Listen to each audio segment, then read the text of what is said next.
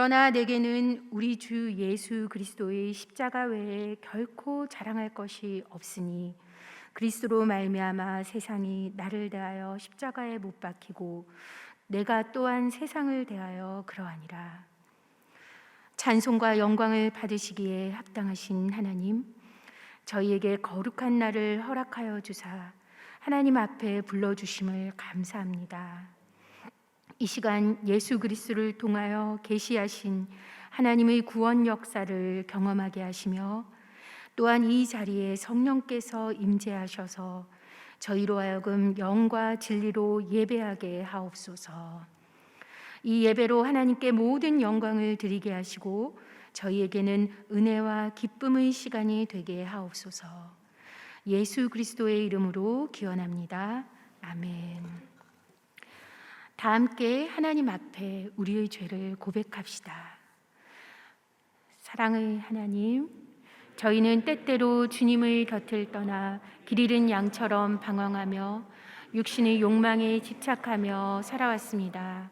또한 주님이 주신 생명의 말씀을 저버리고 빛의 자녀된 삶을 살지도 못하였습니다.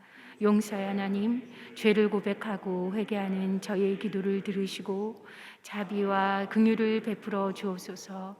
이후부터는 하나님의 자녀답게 주님의 이름을 영화롭게 하는 삶을 살게 하옵소서. 우리 주 예수 그리스도의 이름으로 기도합니다. 아멘. 죄사함을 받기를 원하는 여러분, 용서하시는 하나님의 말씀을 들으십시오. 만일 우리가 우리 죄를 자백하면 그는 미쁘시고 의로우사 우리 죄를 사하시며 우리를 모든 불의에서 깨끗하게 하실 것입니다. 아멘.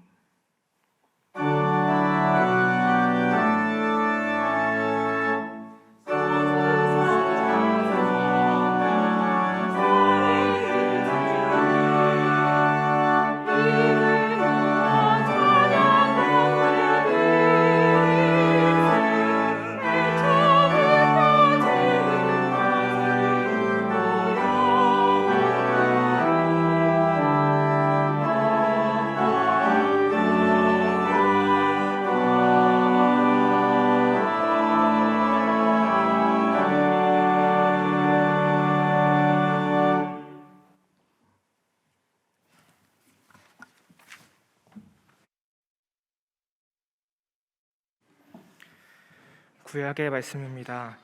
여호와여, 내가 주께 피하오니 내가 영원히 수치를 당하게 하지 마소서.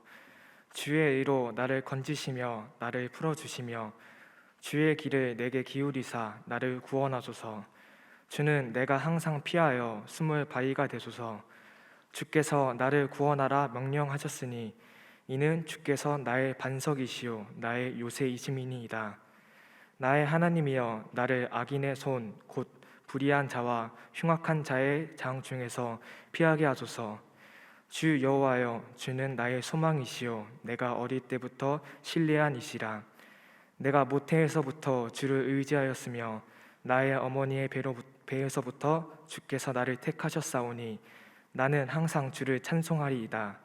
나는 무리에게 이상한 징조같이 되었사오나 주는 나의 견고한 피난처시오니 주를 찬송함과 주께 영광 돌림이 종일토록 내 입에 가득하리이다. 늙을 때 나를 버리지 마시며 내 힘이 쇠약할 때에 나를 떠나지 마소서. 내 원수들이 내게 대하여 말하며 내 영혼을 엿보는 자들이 서로 꾀하여 이르기를 하나님이 그를 버리셨은즉 따라 잡으라 건질 자가 없다 하오니 하나님이여, 나를 멀리하지 마소서. 나의 하나님이여, 속히 나를 도우소서. 내 영혼을 대적하는 자들이 수치와 멸망을 당하게 하시며 나를 모해하는 자들에게는 욕과 수욕이 덮이게 하소서. 나는 항상 소망을 품고 주를 더욱더욱 찬송하리이다. 이는 살아계신 하나님의 말씀입니다. 서신의 말씀입니다. 십자가의 도가 멸망하는 자들에게는 미련한 것이요 구원을 받는 우리에게는 하나님의 능력이라. 기록된 바 내가 지혜 있는 자들의 지혜를 멸하고 총명한 자들의 총명을 폐하리라 하였으니 지혜 있는 자가 어디 있느냐, 선비가 어디 있느냐. 이 세대의 변론가가 어디 있느냐? 하나님께서 이 세상의 지혜를 미련하게 하신 것이 아니냐? 하나님의 지혜에 있어서는 이 세상이 자기 지혜로 하나님을 알지 못함으로 하나님께서 전도에 미련한 것으로 믿는 자들을 구원하시기를 기뻐하셨도다. 유대인은 표적을 구하고 헬라인은 지혜를 찾으나 우리는 십자가에 못 박힌 그리스도를 전하니 유대인에게는 거리끼는 것이요 이방인에게는 미련한 것이로되 오직 부르심을 받는 자들에게는 유대인이나 헬라인이나 그리스도는 하나님의 능력이요 하나님의 지혜니라. 하나님의 어리석음이 사람보다 지혜롭고 하나님의 약하심이 사람보다 강하니라. 형제들아 너희를 부르심을 보라. 육체를 따라 지혜로운 자가 많지 아니하며 능한 자가 많지 아니하며 문벌 좋은 자가 많지 아니하도다. 그러나 하나님께서 세상의 미련한 것들을 택하사 지혜 있는 자들을 부끄럽게 하려 하시고 세상의 약한 것들을 택하사 강한 것들을 부끄럽게 하려 하시며 하나님께서 세상의 천한 것들과 멸시받는 것들과 없는 것들을 택하사 있는 것들을 폐하려 하시나니 이는 아무 육체도 하나님 앞에서 자랑하지 못하게 하려 하심이라. 너희는 하나님으로부터 나서 그리스도 예수 안에 있고 예수는 하나님으로부터 나와서 우리에게 지혜와 의로움과 거룩함과 구원함이 되셨으니 기록된 바 자랑하는 자는 주 안에서 자랑하라 함과 같게 하려 함이라. 이는 살아계신 하나님의 말씀입니다.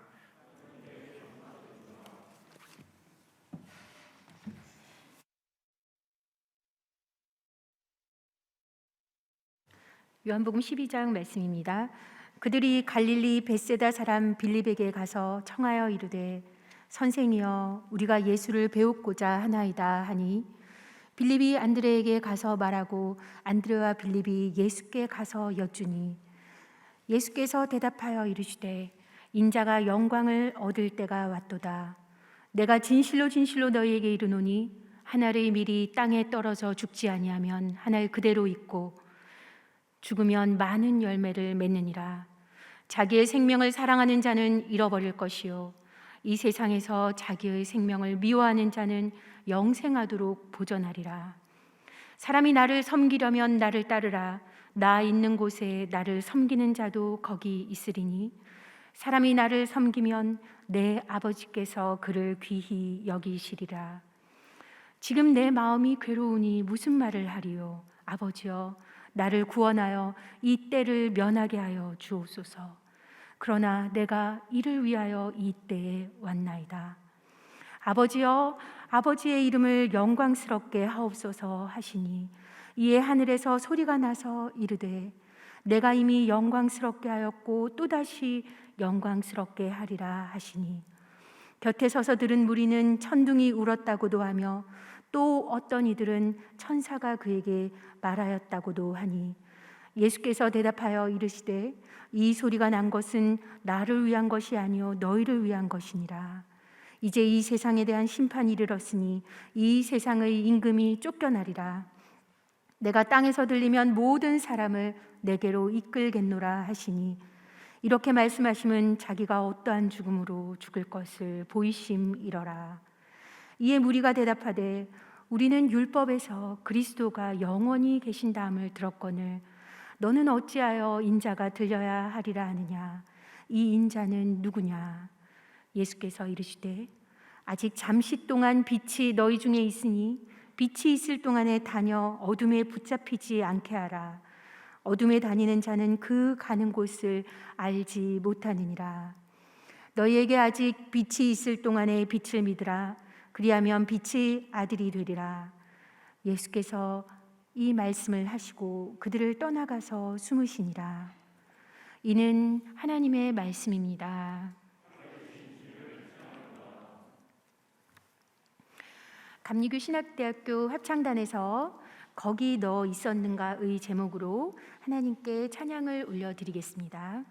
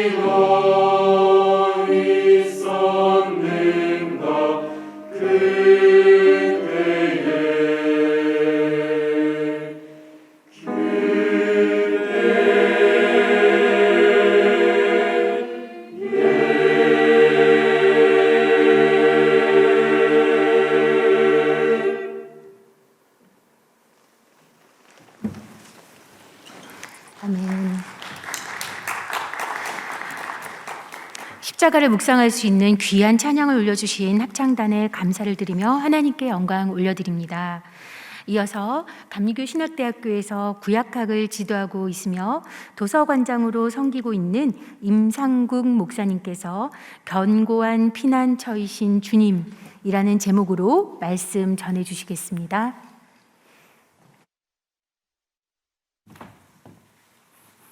할렐루야, 반갑습니다. 우리 옆에 사람들하고 인사 나누겠습니다.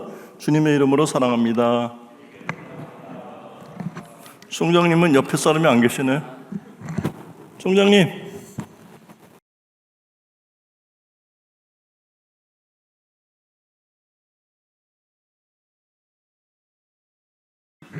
자, 오늘 이 교내 시설이 상당히 노후화됐습니다. 좀 고쳐주세요. 오늘은 이제 고난주간 맞이했는데, 오늘 고난주간 본문은 이사야 53장이라든지 여러 고난에 적합한 본문이 있는데, 오늘은 우리 사순절 본문에 따라서 제가 시편 71편 1절부터 14절까지 본문을 준비해 보았습니다. 현대 문명은 대단히 흔들림이 많고 불안전하고, 그리고 개인적으로 굉장히 불안에 시달리는 그런 이제 문명인 것 같습니다. 그래서 우리들은 모두가 이 불안으로부터 어떻게 내 마음의 평화를 유지하고 어떻게 행복하게 살 수 있을까, 이런 테크놀로지가 발전할수록 인간의 편리와 행복이 확대된다고 생각하는 그런 진보적인 믿음과 달리, 오히려 더 사람들은 불안을 느끼고 외로움을 느끼고 흔들림을 느끼고 고독을 느끼는 그런 역설적인 그런 시대를 우리가 살고 있지 않는가 생각합니다. 오늘 제목에서 시사하듯이 우리의 불안정한 이 흔들리는 터전 위에 서 있는 우리 인생들이 견고하게 내가 어디서 와서 왜 살고 어디로 가는가에 대한 근원적인 질문과 답변은 예수 그리스도의 십자가의 사랑과 대속의 은혜와 성령님의 치유하심과 돌보심이라고 하는 하나님과의 관련 속에서 우리 인생을 이해하지 않고서는 절대로 해답을 찾을 수가 없습니다.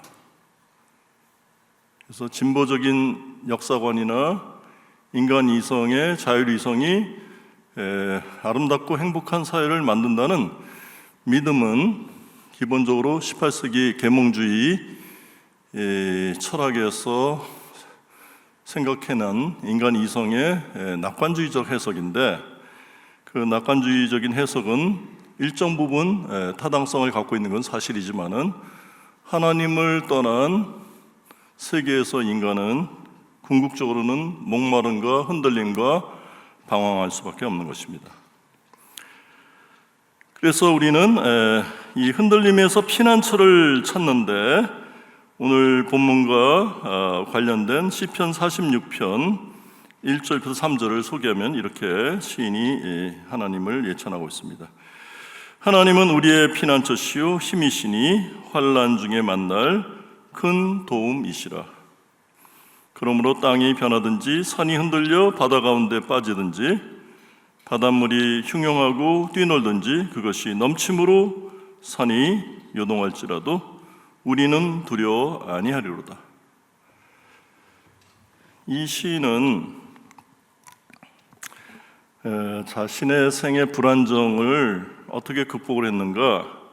하나님에게서 피난처를 찾았고 하나님에서 힘을 얻었다.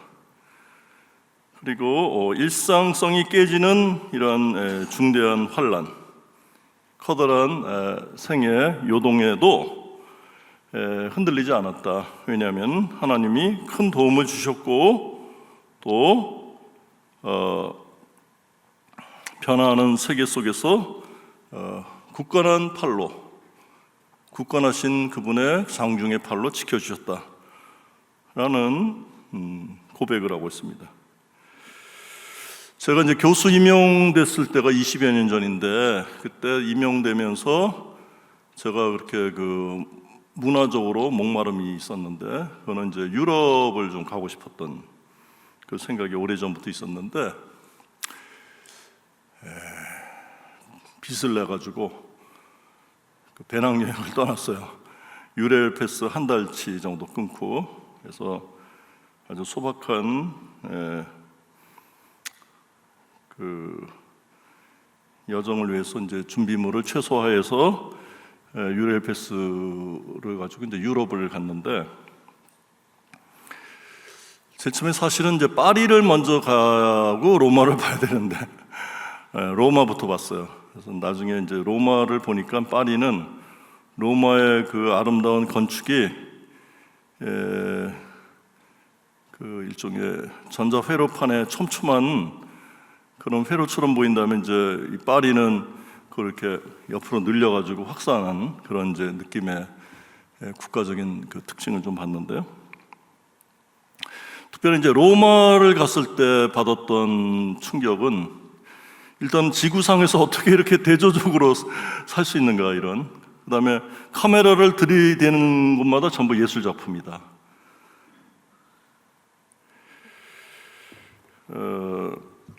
우리 한때 한국 사회를 뒤흔들어 놨던 그 중요한 책이 있는데, 그거는 이제 일본 여류 작가 시오노 나나미라는 사람이 썼던 로마인 이야기. 거기에 이제 10권의 부제로 모든 길은 로마로 통한다, 이제 이런 그 제목의 책이 있어요. 오늘 잠깐 거기 이제 소개를 하겠습니다. 왜냐하면 이 로마의 이제 그 아피우스가 국가의 최초로 기증을, 그 도로를 만들어서 기증했다 그래서 아피우스 이름을 기념해서 비아 아피아, 아피우스가 기증한 길이다. 그래서 로마 길을 아피아가도라고 이제 일반적으로 얘기해요. 물론 그 아피우스가 그 기증한 길은 제한된 것이지만은 로마 전체 통틀어서 아피아가도 이렇게 통칭적으로 얘기를 하고 있습니다. 기원전 3세기에 우리 이 지구의 동쪽과 서쪽에서 대규모의 이 토목 사업이 시작이 되었습니다. 동쪽에서는 만리장성이고, 그거는 기원전 3세기 진시황 시대 때 흉노적의 침입을 막기 위해서 이제 건설을 했고, 그다음에 16세기 명나라 때 와서 또 한번 만리장성을 확대하고 또 보수하고, 이래서 이 양 황제가 통치했던 이 기간에 만들었던 만리장성은 약 5,000km 정도의 아주 방대한 길이의 만리장성을 이제 만들었다는 기록이 있어요. 그 반면에 서쪽에서는 로마 가도, 이것도 역시 기원전 3세기에 시작돼서 서기 2세기까지 1차적으로 건설을 했는데 약 500년 동안이죠. 이때 로마인이 건설한 도로의 총 길이는 8만 킬로미터다. 그건 이제 간선도로라는 것은 큰 대로죠. 그 다음에 지선이라고 그래서 사이드길까지 합하면은 15만 킬로였다. 그 이제 숫자로 해서 이제 감이 안 오는데요. 로마 전체, 유럽 전체가 이제 로마의 도로가 건설됐다고 보면 돼요. 마치 사람의 심장의 실핏줄을 보면 굉장히 미세한 그 실핏줄이 보이면서 뭐 굵은 동맥, 정맥도 보이잖아요. 뭐 그런 거하고 닮아 있어요. 굉장히 촘촘한 도로인데, 만리장성은 토탈 5,000km의 방벽의 성체고, 로마는 평지에 깔았던 그 길인데 15만 킬로 정도에 이르렀다. 그렇다면은 이 장성을 건설한 중국인과 도로망을 일간 로마인의 차이는 무엇이었을까? 양쪽 제국은 외부의 적으로부터 시달렸기 때문에 기본적으로 이 방어를 해야 된다라는 이 국가적인 강박관념이 있었어요. 그런데 시오노 나나미에 따르면은 이 대규모의 국가 대건설 사업에 그 사고방식의 근본적인 차이가 있다 이렇게 얘기하면서 방벽, 즉 만리장성은 사람의 왕래를 차단한다, 그죠?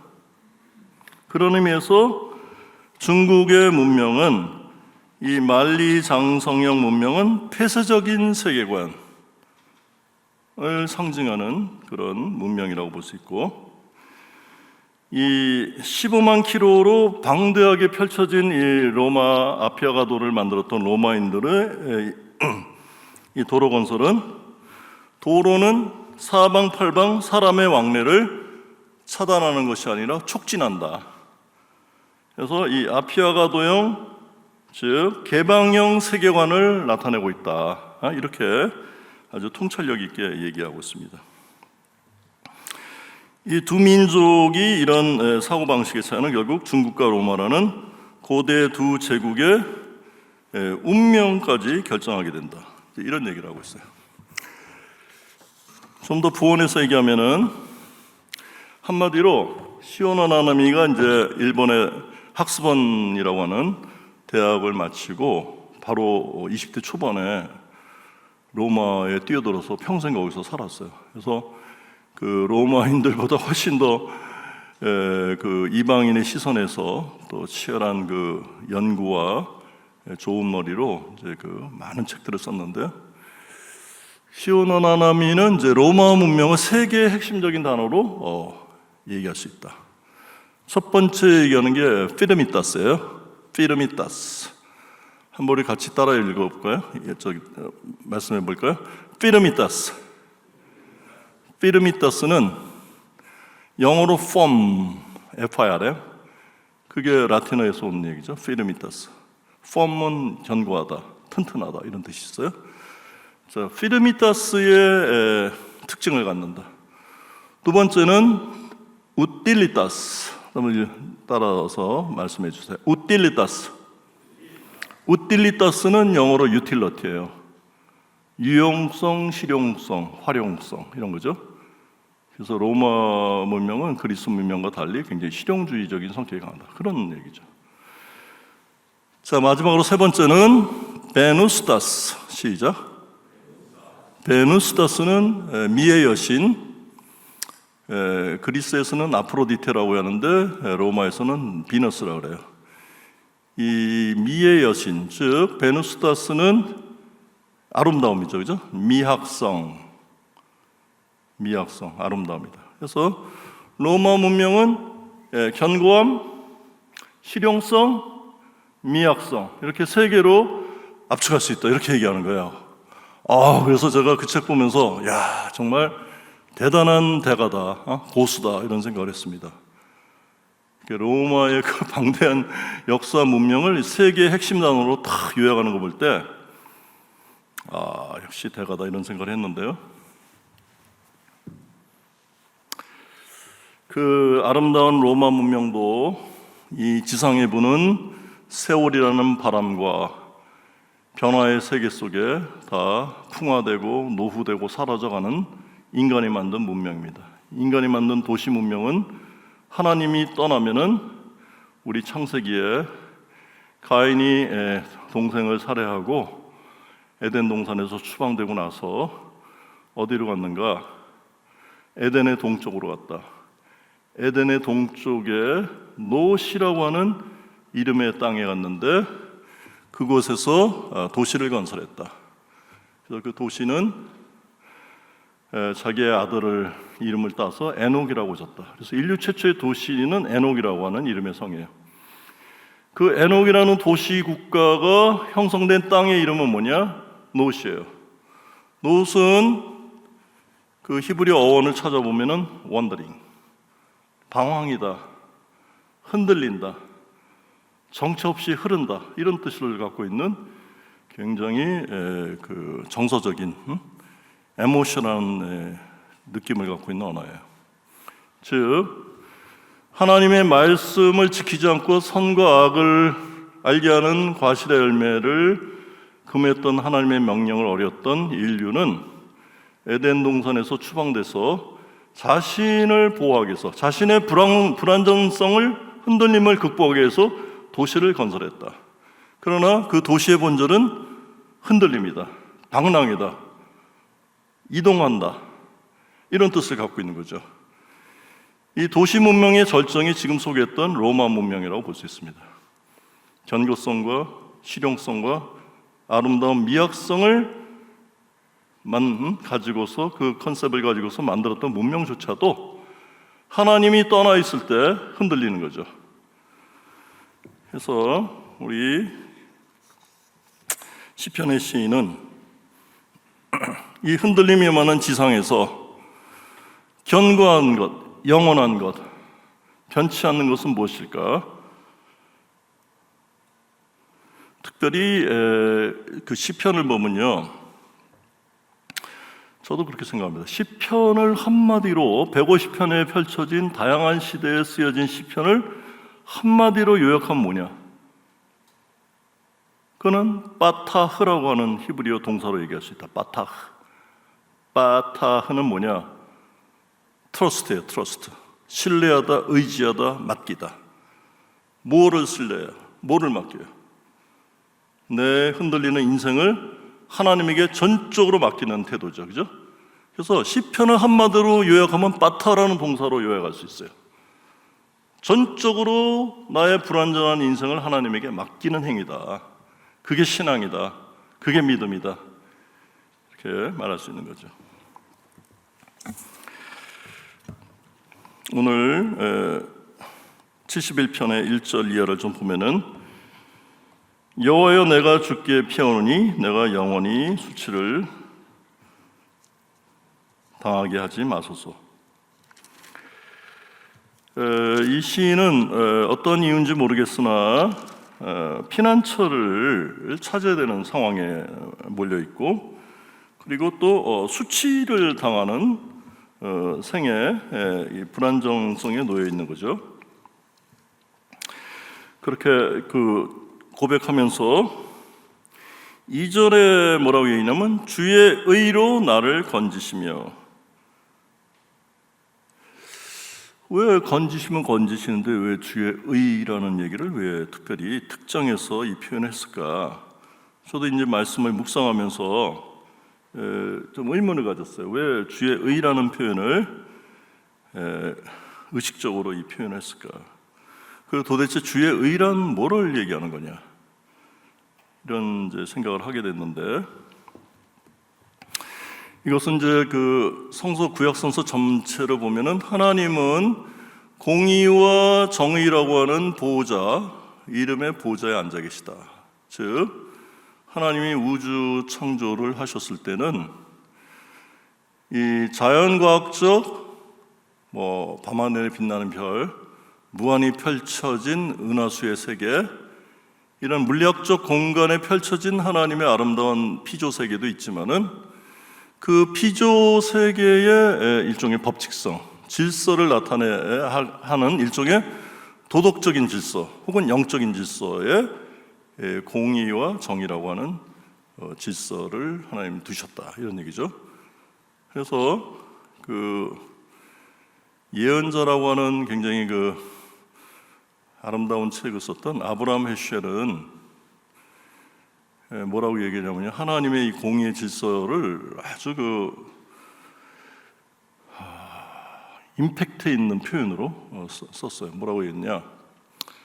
이 지상에서 펼쳐지는 사소한 불이라도, 사소한 불의, 공정치 못한 거죠. 근데 그거는 그냥 넘어갈 수 있는 정도의 그 큰 부정이나 부패나 불의가 아니야. minor injustice, 마이너하다, 이게 그냥 넘어가도 되는 정도다.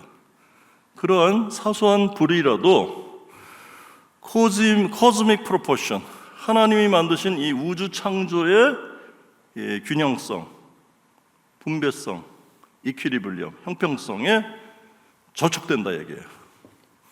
그건 무슨 얘기예요? 하나님은 자신이 만든 이 아름다운 창조 질서에 도덕적으로 사소한 불의도 허용하지 않는다는 거예요. 사소한 불의가 예외적으로 허용되면 어떻게 돼요? 전체 균형이 흔들린다 이거지.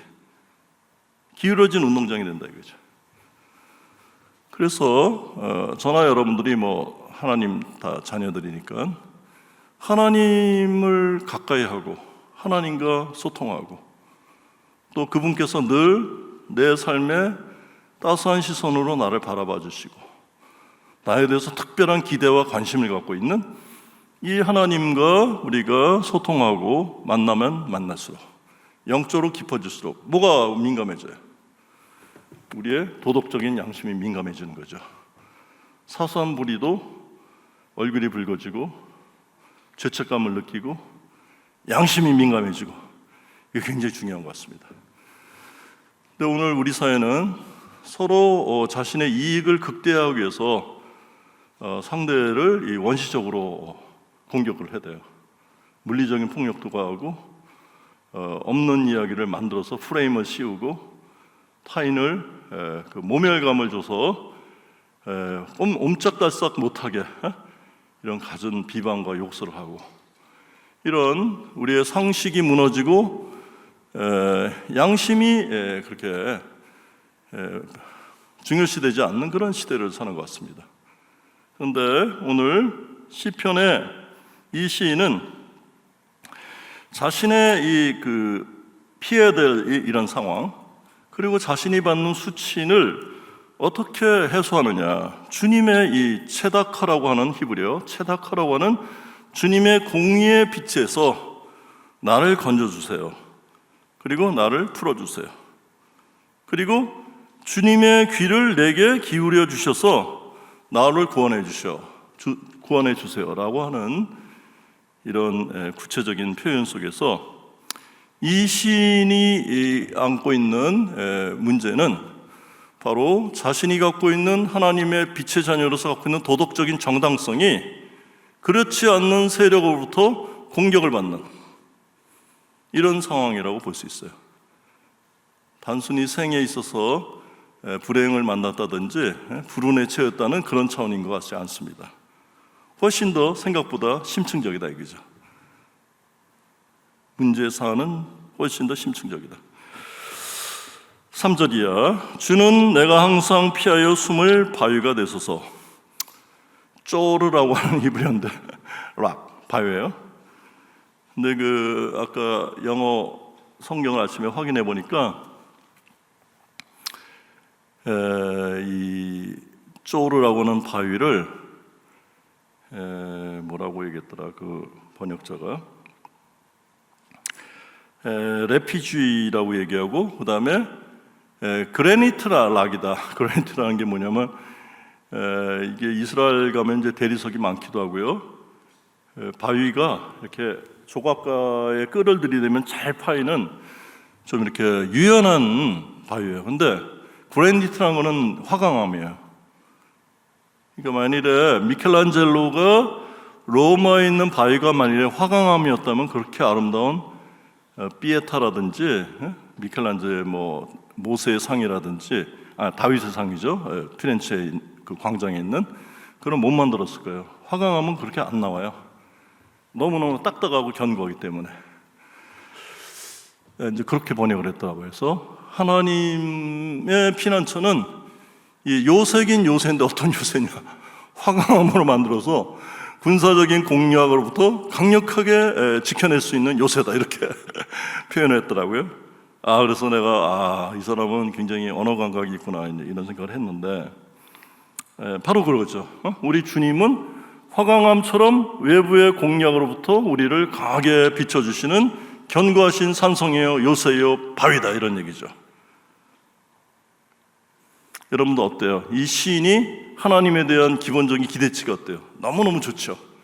너무너무 자신의 흔들리는 삶이 이 피난처 되시는 하나님한테 자기가 들어갈 때 어떤 상황인지 아주 이 몇몇 표현을 통해서 아주 강하게 느낌이 전달되고 있습니다.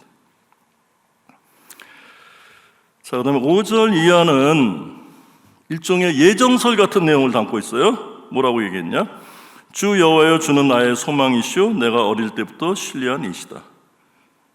그 다음 6절, 내가 모태에서부터 주를 의지하였으며, 여기서 의지하다가 바타흐라고 하는 아까 그 히브리어 동사죠. 모태에서부터 뭐 태아 상태에 있는 애가 어떤 의식이나 자의식이 있었을까요? 그러나 이 시인은 모태에서부터 주를 의지했다는 표현은 어떤 생물학적 존재로서 하나님이라는 존재를 의지했다라는 그런 의미가 아니고, 그런 과학적인 해석이라기보다 하나님이 만세전부터 하나님의 섭리의 경륜의 시간표 안에 자신이 이 지상에 보내질 때 의미를 지닌 존재론적 그 존재로서 자기를 이해하는 거죠. 여러분 이제 대학교 1, 2학년 때 이제 교양 시간에 보면은 이제 실존주의 철학을 배울 때, 뭐 칼리 아스퍼스 할 때는 뭐 유실론적 실존주의자, 그다음에 뭐 무실론적 실존주의자 하면은 무슨 뭐 알베르트 까미, 그다음에 뭐 하이데거 뭐 이렇게 배울 거예요. 근데 문제는 이 무실론적 실존주의적인 그 세계관의 세례를 받을 때는 우리 인간의 존재는 우연성에 의해서 이 지상에 던져진 존재죠. 그거를 뭐 기투, 투기의 말을 바꾼 기투죠. 기투된 존재다. 이렇게 뭐 굉장히 어려운 표현을 제가 이제 오래전 읽었던 책이 기억이 나는데, 지구라는 이 별에 우연성에 의해서 던져진 존재다 이거지. 그렇기 때문에 던져진 운명성을 그 고독과 마주하면서 살아가야 된다. 그런 인간의 이성과 주체성을 가지고 살아야 된다. 그게 일종의 하나님 없는 무신론적 세계관이에요. 그것의 연장이 요즘에 얘기하는 포스트 모던적 세계관이라고 볼 수 있어요. 포스트 모던적 세계관의 근저에는 하나님이 부재해요. 계시지 않아요. 저는 감신에서 교수 생활 한 25년 가까이 하면서 늘 느끼는 게, 우리 이 학교는 이게 종교학적인 성격의 대학이다. 그리고 철학적 신학을 한다. 이게 성서적 신학을 해야 되는데, 그러니까 철학자의 이론의 가설의 세계에서 성경을 이렇게 대비하는 거야. 맞춰보려는 거지. 근데 저는 볼 때는 첫 단추가 틀렸다 이거야. 잘못 껴졌다 이거지. 그게 아닙니다. 우리가 한 200년 살면은 포스트 모던적 세계관의 뭐 현상학이니 뭐 이런 등등의 여러 그 골치 아픈 그런 인식론의 공부니 하면 돼. 내가 또 하나 50년은 내가 공부하고 싶어요. 그런 철학을. 그러나 우리의 인생은 너무 짧다 이거예요. 그래서 선택과 집중을 해야 된다 이게. 선택과 집중해야 된다. 뭐에 대해서 선택과 집중을 합니까? 하나님 말씀을 복 있는 자는 주야로 묵상하는 자라 그랬어요. 시편 1편. 구약 성서의 행복론, 많은 철학자들, 많은 사람들이 행복론을 썼는데, 구약 성서의 행복론은 뭐냐? 주님이 주신 그 생명의 말씀을 주야로 묵상하는 자다. 이 묵상하라는 말은 동사 하가 동사를 쓰는데, 하가는 meditate, 묵상, 그런 뜻이 물론 있어요. 그러나 study라는 뜻이 있어요. study, 연구한다. 하나님 말씀을 아카데믹하게 연구한다. 이런 뜻이 있어요. 제가 히브리어 이번 학기 2클래스를 강의하는데, 그 히브리어 듣는 학생들 잘 들으세요. 하나님 말씀은 묵상을 하는 건 사실이에요. 깊이 아침에 큐티를 하고 말씀을 내면하고 영성하는 건 참 좋은데, 중요한 것은 학문적인 베이스멘트의 분석과 그 학문적인 논리성이 결합이 안 되면은 그 묵상과 명상은 바람에 흩어져요. 내면화되지 않고 남는 게 없습니다. 그래서 하나님 말씀은 열심히 연구도 해야 돼요. 그리고 열심히 기도하면서 하나님 주신 지혜와 하나님 주시는 성령의 감동과 울림을 통해서 내 자신이 인격이 바뀌고 내면화가 돼야 됩니다. 이것이 안 되니까 자꾸 허공을 치는 거죠. 그래서 오늘 시간이 많지 않아서 이제 정리해야 될 시간인데요. 우리의 불안한 인생은 자신이 잠재우기 위해서 음악에 빠지든지 어떤 취미에 빠지든지 자기만의 그 고독한 방에 들어가서 자기 위안에 빠지든지 모든 사람은 어떤 출구를 찾는데 오늘 이 시인은 어떻게 찾는가? 8절에 중요한 답이 있습니다. 8절에 주를 찬송함과 주께 영광 돌림이 종일토록 내 입에 가득하리이다. 바로 여기에 답변이 있습니다. 우리의 불안정과 흔들림은 하나님을 찬양하고 하나님을 예찬하고 하나님 안에서 오늘 나의 이 생명을 기뻐하고 즐거워하고 즐기는 뭐예요? 여러분이 좋아하는 그 찬양의 세계예요. 오늘 이 성가대에 아름다운 찬양이 하늘 보좌를 울렸습니다. 그리고 우리의 상처받고 외로운 마음을 이 성가의 아름다운 찬양을 통해서 다 하나님께서 치유해 주셨습니다. 우리를 회복해 주셨습니다. 바로 이 중요한 답변을 오늘 8절을 통해서 우리가 찾았습니다. 고난절을 맞이하는 저와 여러분들, 주님의 은총이 예수 그리스도의 십자가의 보혈의 은총과 그 따스함과 그 흘러넘치는 사랑이 저와 여러분들에게 가득하기를 주님의 이름으로 축원합니다. 아멘.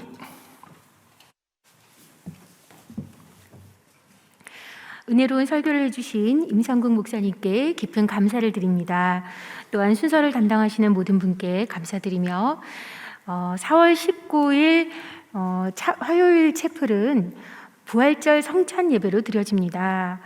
줌으로 예배에 참석하시는 분들은 비록 직접 성찬에 참여하지 않더라도 주님이 부활하신 의미를 되새기며 성찬에 참여하는 마음으로 예배를 드리시기 바랍니다. 네, 그 외에 예배에 대한 많은 광고 사항이 있는데요. 예배 관련한 자세한 사항은 학교 홈페이지 영성 채플 게시판에서 확인해 주시기 바라겠습니다. 자, 이제 앞뒤 옆에 계신 분들과 평화의 인사를 함께 나누도록 하겠습니다.